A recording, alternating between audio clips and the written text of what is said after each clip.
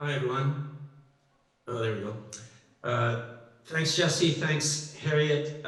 Thanks, President Burton. It's a real pleasure to be back in North Bay. I wish I was with you in person. Unfortunately, it just wasn't possible to arrange. For those that don't realize, I guess I have a pretty long history in North Bay. I lived there for probably 15 years. During that time, I started a small business that continues going strong today. North Bay's best bike shop, Cheapskate Sporting Goods. So a big shout out to Barry and Mitchell and the team there, and a pleasure to be with you. Now I have some slides to share with you. Give me 1 second to get that organized, and let's get started. My mandate for today was to tell you about the Sustainable Development Goals and what you can do as individuals. I'm also going to, sorry, I seem to have lost, there it is. Okay. But first of all, what I do in my day job, I'm the executive director of the UN Global Compact Network UK. UN Global Compact is a UN corporate sustainability initiative. We work with companies to try and make them more sustainable. And we look at their environmental impacts, their impacts on human rights, on labor, and on anti-corruption. There are 16,000 businesses around the world that are participating in this initiative, another 3,500 non-business organizations. I'm going to speak more about that in my session tomorrow morning, but just so that you know, that's where I'm coming from. And we're going to be talking about the Sustainable Development Goals. If you don't know really what the SDGs are, you're actually in quite good company. Here are the results of a poll that was done just a couple of years ago. And as you can see, Canada is fairly low down on the list in terms of awareness of what the SDGs or Sustainable Development Goals are.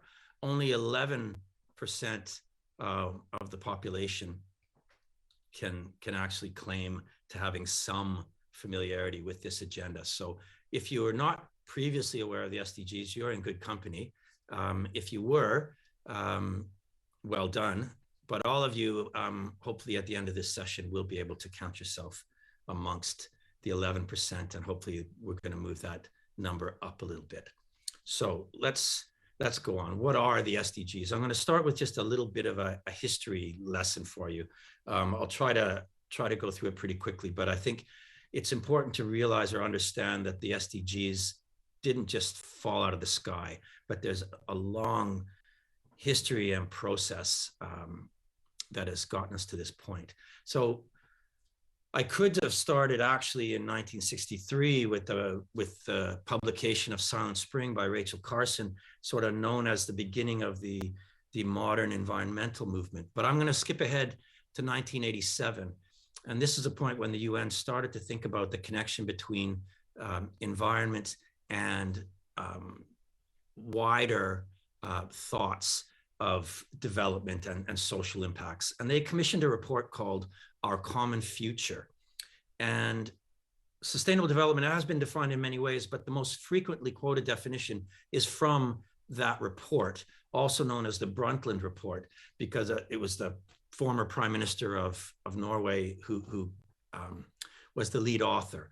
Sustainable development is development that meets the needs of the present without compromising the ability of future generations to meet their own needs. It's simple, it's elegant, it has stood the test of time. Development in this context refers to improvements in human well-being, which has economic, social, cultural, and environmental aspects. I think that's a really important thing. I certainly remember from my time in New York, in North Bay, where I didn't always feel that local government had a firm understanding of that idea of development. And sometimes any economic activity was being categorized as development, when in fact, it wasn't always the case. And I think that idea of sustainable development that is balancing all of these sometimes competing pressures is absolutely critical. Okay, on with the history journey. The publication of Our Common Future and the work of the World Commission on Environment and Development laid the groundwork for the convening of the 1992 Earth Summit. And that, in turn, led to the creation of something called the Millennium Development Goals. Those goals were launched in 2000. They were meant to be achieved by 2015. They're also known as the MDGs. There were 8 goals. They ranged from having extreme poverty rates to halting the spread of HIV/AIDS and providing universal primary education. They formed a blueprint agreed to by all the world's countries and all the world's leading development institutions. Beneath the 8 high-level goals are 18 more precise targets, and there were 48 key performance indicators to measure success. The goals were easily understood, mostly measurable, time-limited, and relevant. Progress towards the goals was mixed, and in general, they were not achieved. However, in one respect, they were an unqualified success. They galvanized unprecedented efforts to meet the needs of the world's poorest people. The MDGs provided both a framework and a focal point for governments and also businesses on which to hang their policies and aid programs. As well, they provided a rallying point for non-government organizations to hold them both to account. This led to a huge amount of interest in what was going to happen in 2015. What, if anything, would follow on from the MDGs? There was a lot at stake. People working on issues like maternal health or malaria were very concerned about losing their visibility. Other special interests, having seen how impactful the MDGs were looking to elevate their issues and get that same kind of weight behind their concerns. The MDGs weren't perfect, and there were many voices weighing in with suggestions for a post-2015 agenda. On screen is an example produced by the leading companies in the UN Global Compact at that time. With broad strokes, it sketches out many of the key issues in sustainable development.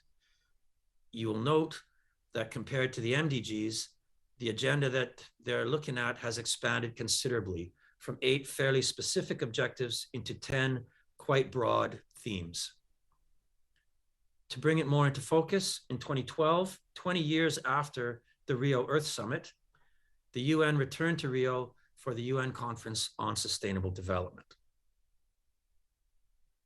Known as Rio +20, every country in the world renewed their commitments to sustainable development that they had set back in 2000, and they agreed to create sustainable development goals to follow on from the MDGs.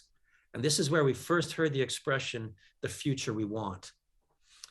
And it kicked off the largest consultation ever undertaken by the UN, or anyone else for that matter, to try and define what that future would look like. Over 50 million people joined in that conversation on various social media platforms.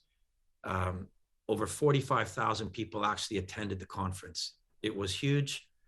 And the outcome was the Sustainable Development Goals, also known as the SDGs, also known as the Global Goals. In September 2015, every country in the United Nations agreed to adopt these goals to be achieved by 2030. It was an unprecedented diplomatic achievement. To give you a sense of that, as you get more familiar with this agenda, you might characterize it, as is so often the case now, with people wanting to do good things, as being woke. But I'll remind you that the Prime Minister of Canada at the time this was passed was Stephen Harper, hardly known for being woke.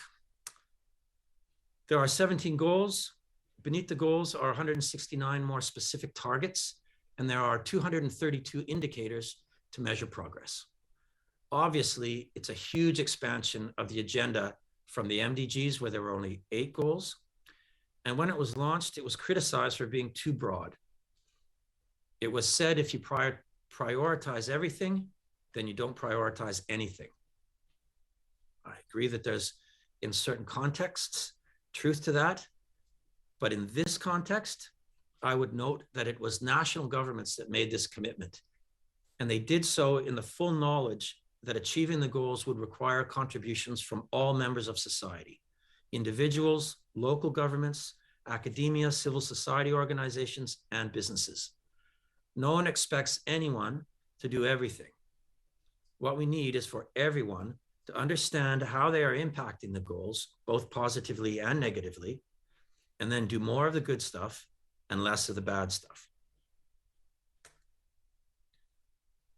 The purpose of this slide is just to highlight how interconnected the goals are. Progress on one can bring up others, but it can also have negative consequences if you go too far, get out of balance. Failure on one can have far-reaching consequences. That balance is absolutely critical. I'll give you an example with Goal 7. Goal 7 talks about clean, affordable energy for all. So you might be thinking clean energy is hydro. And of course it is. But if you go too hard on hydro, it can create issues with Goal 15 about life on land. And it could also create water shortages if water is being diverted from agriculture and industry and the population. So thereby potentially impacting Goals 2 and 6 and 11. Everything needs to be done in balance. We're looking for a systems change.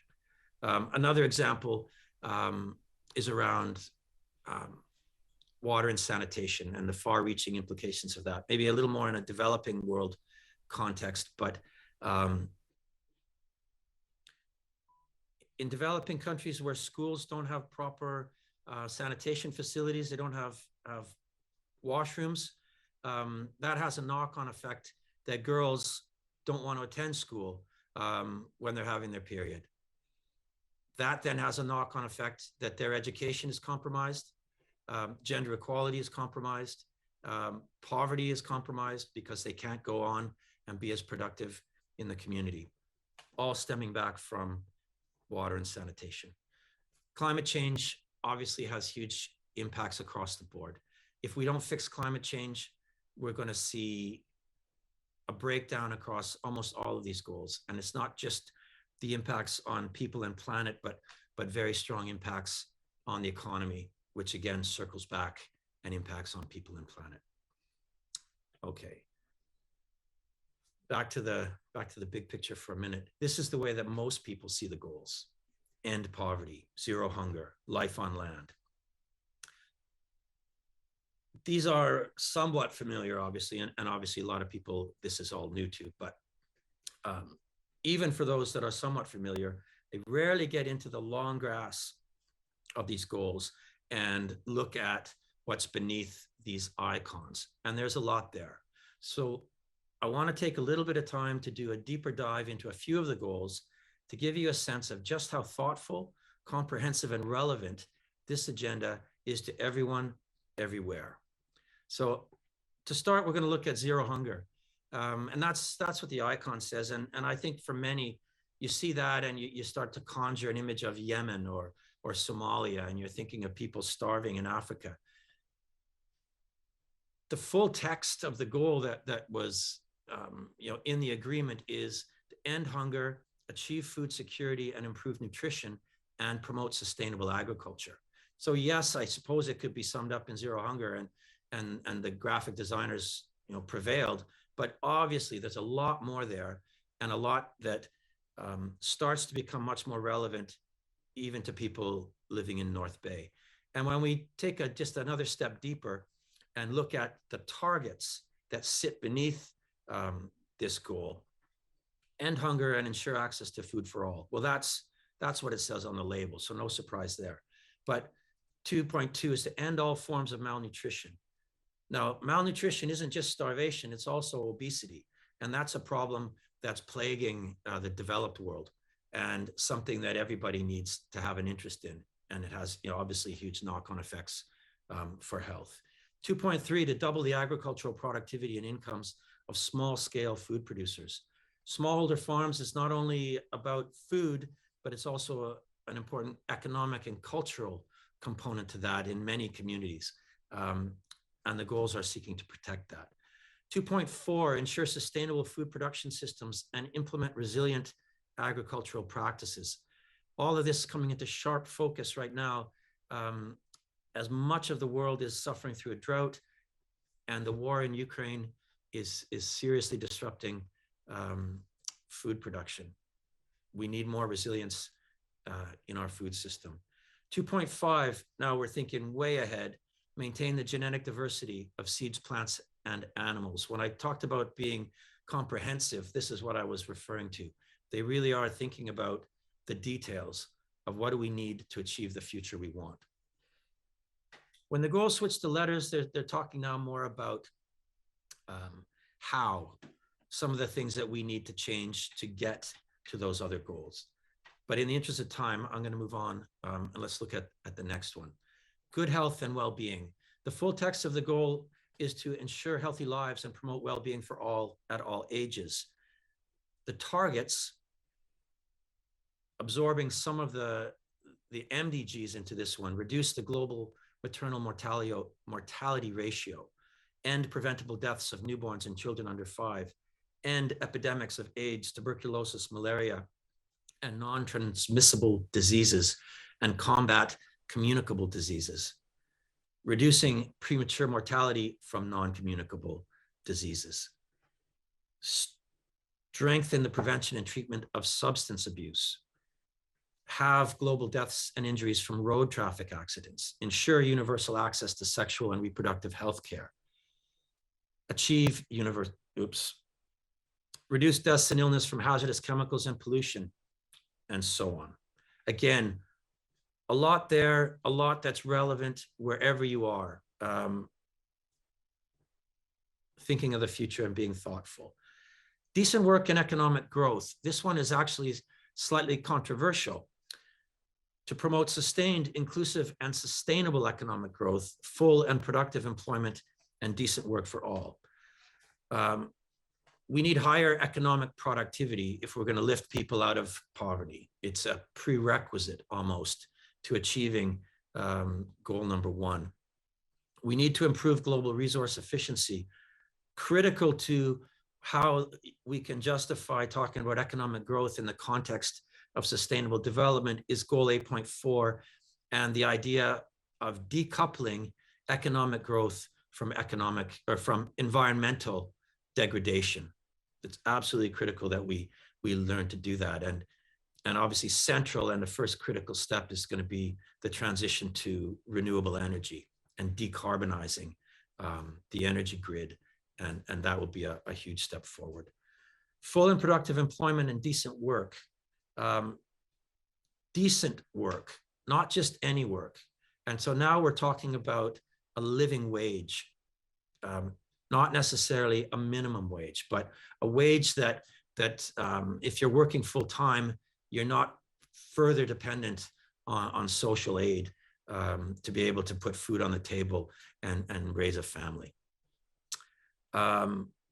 Reducing the proportion of youth not in employment, ending modern slavery, protecting labor rights. Goal 12, responsible consumption and production. This one, they captured the full goal pretty well. Ensure sustainable consumption and production patterns. We need environmentally sound management of chemicals and all wastes. We need to reduce waste generation through prevention, reduction, recycling, and reuse. We need to adopt sustainable practices and to integrate sustainability information into corporate reporting. And we need relevant information and awareness for sustainable development for everyone so that you can better understand how you yourself can live more sustainably. And obviously, I think you got that message or you wouldn't be logging in today. Just one more quickly, life on land. Protect, restore, and promote sustainable use of terrestrial ecosystems, sustainably manage forests, combat desertification, and halt and reverse land degradation and halt biodiversity loss. A lot there. We need to conserve, restore, and use sustainably terrestrial and inland freshwater ecosystems, sustainable management of all types of forests, and so on. There's stuff here that you can all contribute to, if not directly in decisions you're making with your own property, where you live, but also in who you vote for, and what gets done in your name by local government when it comes to zoning and what they're doing in terms of how the land is being used around you. Why should we care about the SDGs? If you don't already know, if it's not already becoming evident, I suppose I would sum it up that it is the future we want. If you're working towards any of the issues that I've been speaking about in your day job or as a hobby or just as something that you take an interest in, you can find strength and more resources by aligning your efforts with others around the world that are seeking to achieve the same end. The SDGs provide a common language and a community of practice. How can you contribute to the SDGs? Well, for that, I'm going to rely upon some friends who have produced what I think is an excellent video that speaks to the very important question of individual action around this agenda. So it's just 3 minutes, and here we go.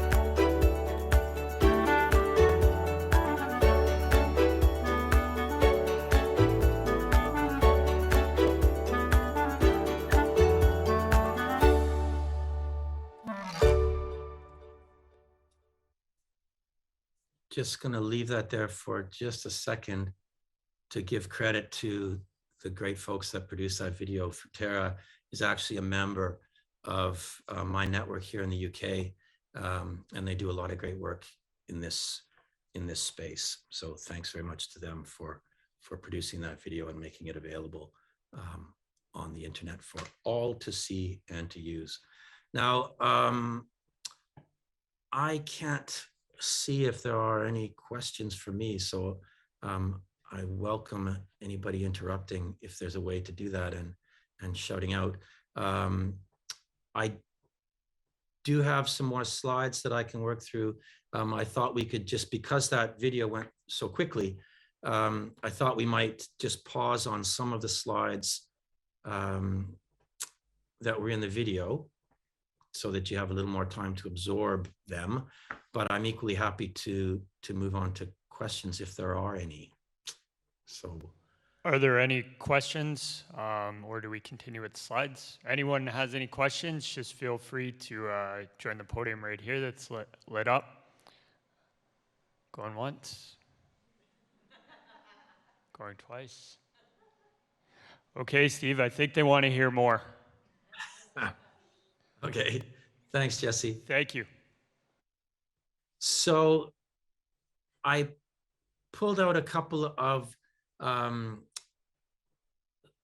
screenshots from the video, from the slides that I didn't talk about in more detail, for the goals that I didn't talk about, but some that I felt might be particularly relevant in a North Bay context from my experience there.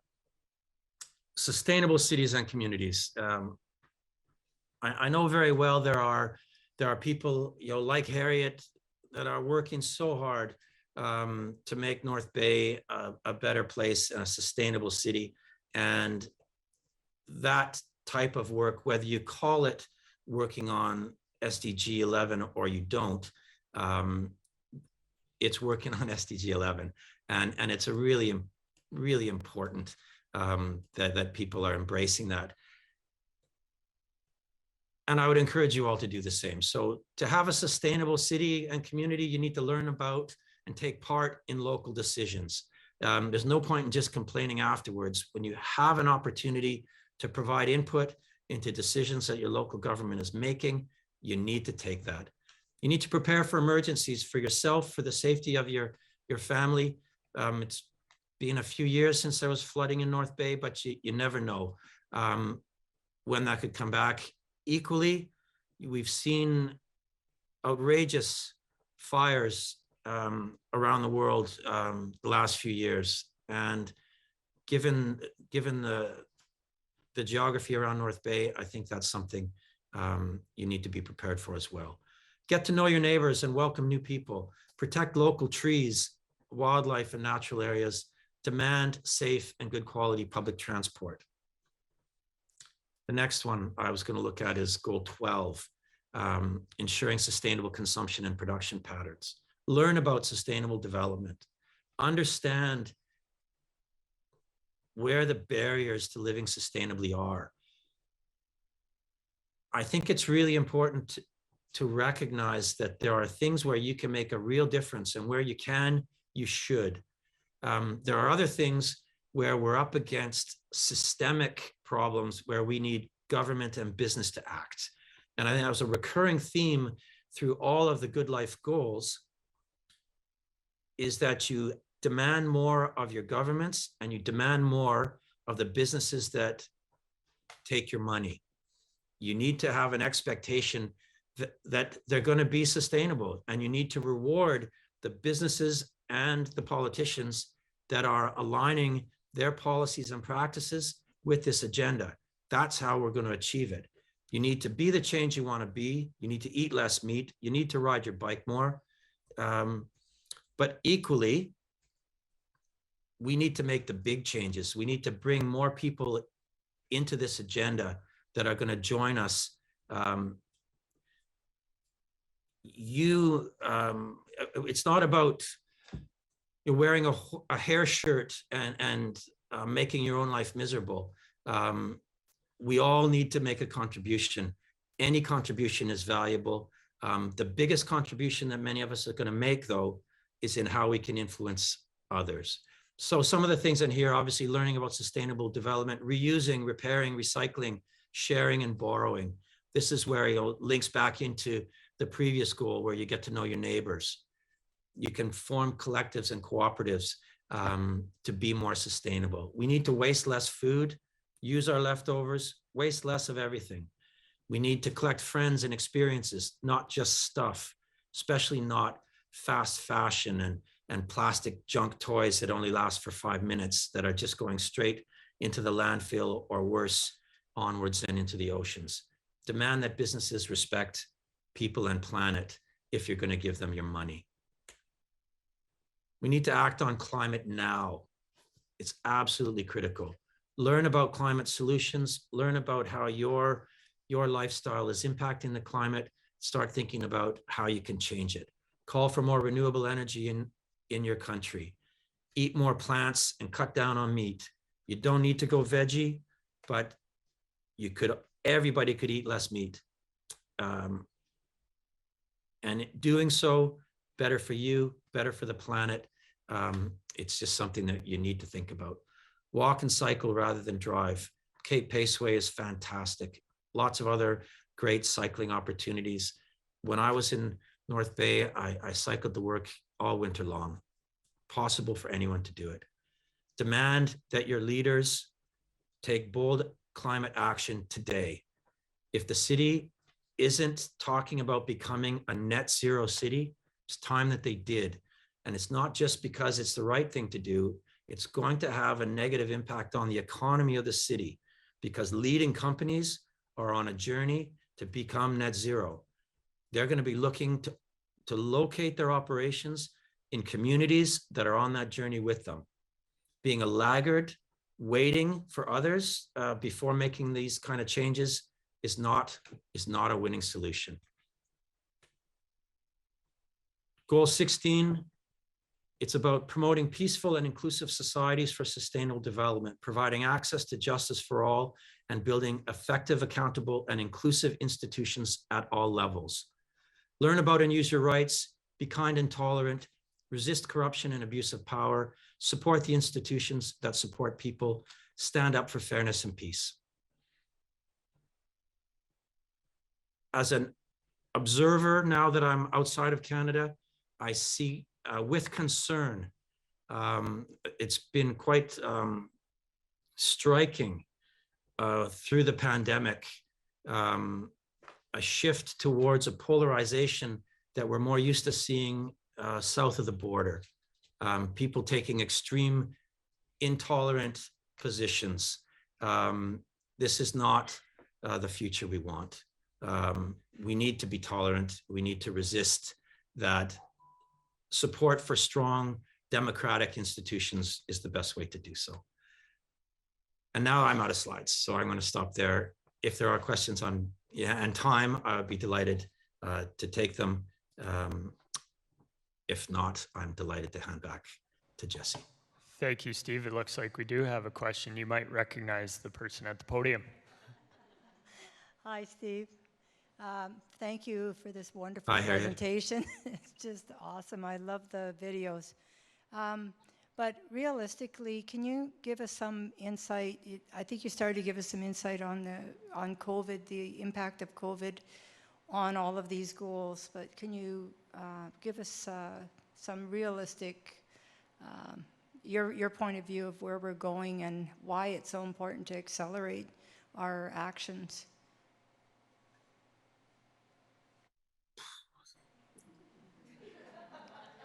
Generally speaking, COVID has been it's been a disaster on so many levels. Poverty rates of hunger, gender inequality, probably the worst hit. Health, it's been a huge setback, and where there were seemingly some glimmers of hope, and I still think there's some hope to be taken from it. And that was in the huge drop we saw in carbon emissions in 2020. we're not building back better as a general rule. We had an opportunity to reset. We still do. And I hope that's something that that governments around the world are going to take on board and think about.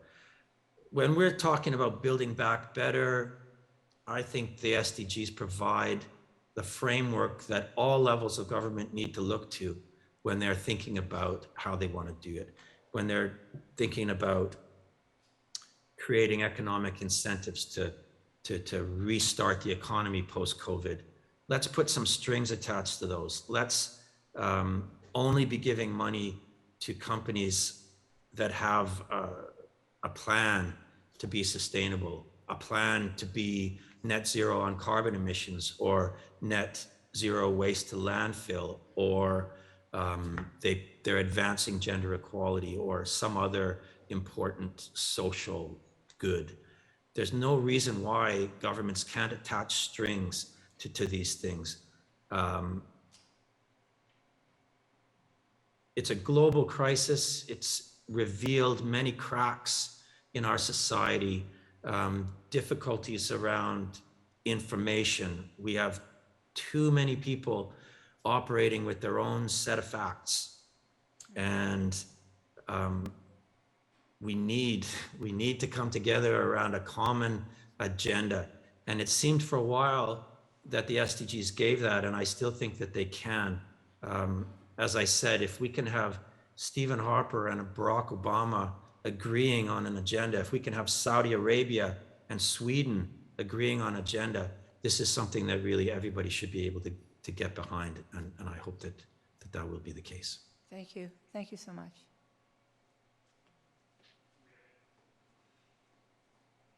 Other questions? Perfect. We have one more, Steve.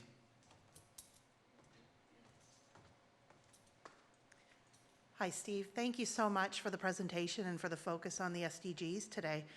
My question is around the balance. When you were talking about balance and finding balance between the work that you do on one versus the other, what advice would you give? Is there any literature, any kind of studies, or any kind of observations even that have been done where you're focusing on equality or gender equality, or let's go to clean water, for example. You're focused on clean water and you're doing your work there and you're seeing some positive improvements there, but you might be implementing some work that might have negative effects on other things.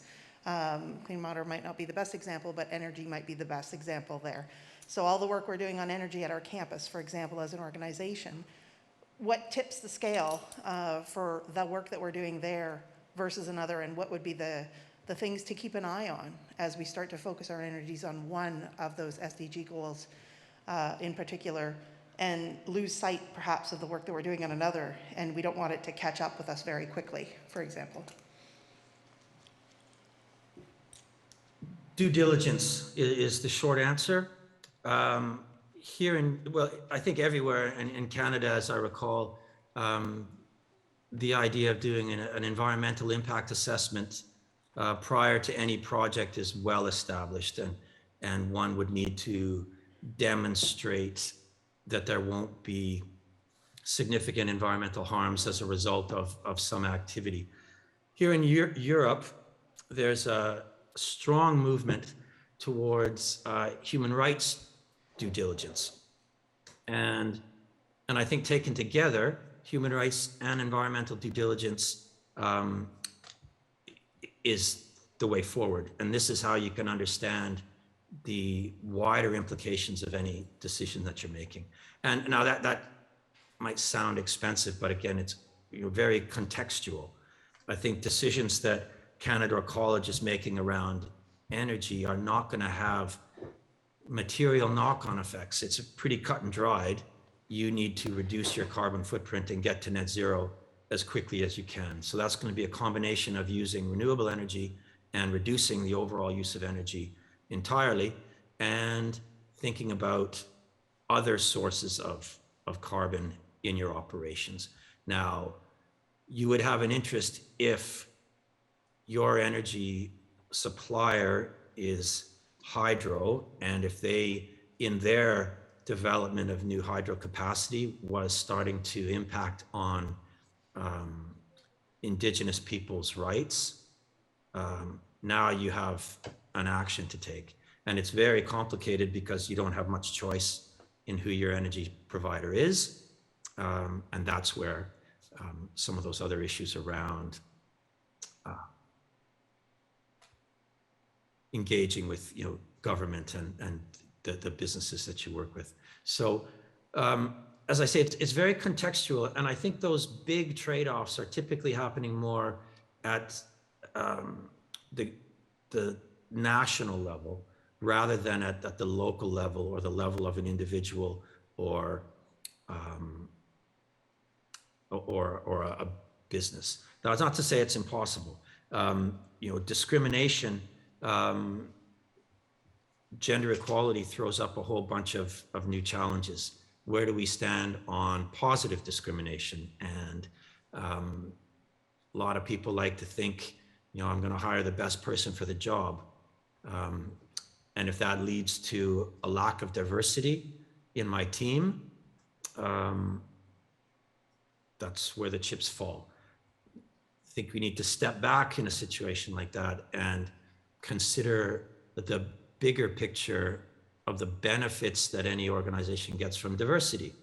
And that fairly narrow-minded approach may actually not be the best outcome overall in the long term for the company, because there are benefits of being more diverse that you can only achieve by perhaps on occasion discriminating positively. I feel I'm starting to stray a little bit, but I think that the key point, I think, is a quick look at the positive and negative impacts of any action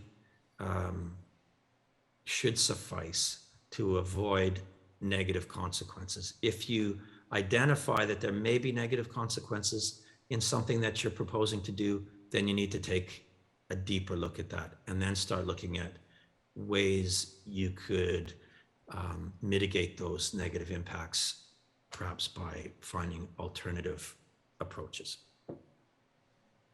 Thank you so much, Steve. One more question. Sorry Hi, about Steve. that. I'm not Liz, as you know. Good to see you. Yeah, you too. I've got it's nice to see everybody here. I will make a statement that we're all basically over 30. And the video is nice, and it's directed, to like a diverse age group. I'm wondering if there is an agenda to insert these SDGs into the education system at an elementary level to start the ball rolling. That's my question. Thanks, Matt. There is. There's something called the world's biggest lesson. And it's there's an organization called Project Everyone that has taken on the challenge of trying to educate 1 billion people around the world about the SDGs. One of their areas of work is the world's, I'm sure I've got that right, biggest lesson. There's loads of resources on the Project Everyone website, curriculum, lesson plans, modules that teachers of any sort of K through 12 school can use to start to educate kids about this kind of stuff. And certainly here in the UK, I'm sure it's happening in Canada too. Things like beehives on the school roof, helping kids understand better the critical role they play in our ecosystems, and just little stuff like that that is compelling and exciting for kids to engage in. And there's lots of that, and so I recommend. I don't know how, but I can share links with Jesse and Harriet to some of this stuff, and I'm sure we can distribute them. But there's lots of material out there. There's a keen interest in educating the next generation of sustainability campaigners, sustainable people. We need to start early, getting these habits of recycling and and living sustainably ingrained with kids when they're young. Thanks, Steve. Thank you. Any additional questions?